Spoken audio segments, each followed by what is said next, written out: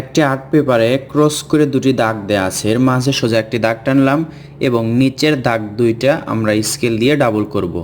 Scale দিয়ে আঁকলে এই দাগগুলো সোজা হবে এবং দেখতে সুন্দর হবে। দেখুন, এই যে মাঝের দাগ থেকে আমরা ভি লেটার আঁকছি, ছোট থেকে বড়, প্রথমে ছোট লেটার, তারপর আস্তে আস্তে বড় ভি লেটার। এই ভি থেকে কি হবে দেখুন, ডাল আঁকবো আমরা। ডাল আঁকার পর নিচের দিকে গাছের ডাল আঁকবো। এই যে প্রত্যেকটা ভি থেকে হচ্ছে গাছ বা গাছের ডাল। এটা খুব ইজিলি আপনারা আঁকতে পারবেন। রাস্তার দুই পাশে সুন্দর সারি সারি গাছ। এবার এই গাছগুলোর ডাল থেকে আমরা কি করব, পাতা আঁকবো। এই যে ধাপে ধাপে একের পর এক পাতা আঁকছি। এই পাতাগুলো আপনি ডান পাশ থেকে বাঁ পাশে আঁকছি।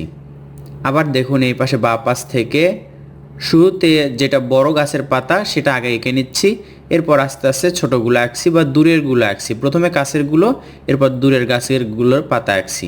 এবার রাস্তার মাঝে সোজা এভাবে করে দাগ আঁকবো এবং এগুলো ডাবল করব। ডাবল করার পর এই দাগগুলো আমরা এখন মেলাবো। দেখুন, রাস্তার মাঝের যে সাদা দাগ থাকে সেটা আঁকা হলো। এবার ফুটপাতের যে দাগগুলো আছে সেগুলো আমরা আঁকবো।